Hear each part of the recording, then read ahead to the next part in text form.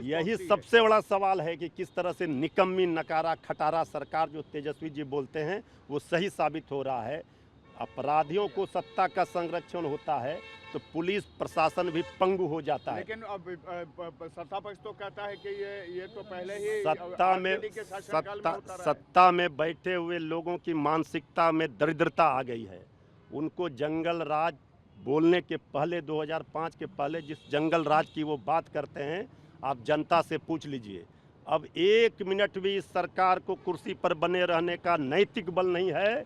इस सरकार की विदाई में ही बिहार की भलाई है। आदरणीय मुख्यमंत्री जी पूरी तरह से अचेत अवस्था में है, ये स्पष्ट दिख रहा है। बिहार में अन्य जगह भी घटना हुई है, जैसे सिवान में घटनाएं पूरे बिहार की स्थिति है, अपराधियों का तांडव हो रहा है।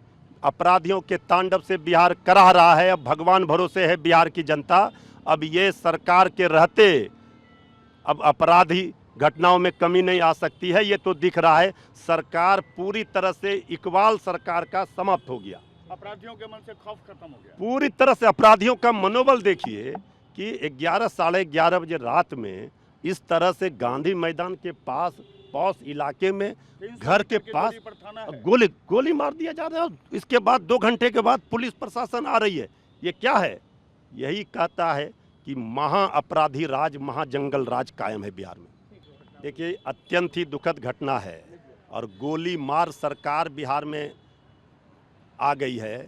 ये स्पष्ट दिख रहा है कि कल जिस तरह से पटना, बिहार की राजधानी पटना के सबसे बड़े पौष इलाके में एक जाने माने उद्योगपति व्यवसायी की गोली मारकर हत्या कर दी गई। 2 घंटे के बाद पुलिस पहुंची।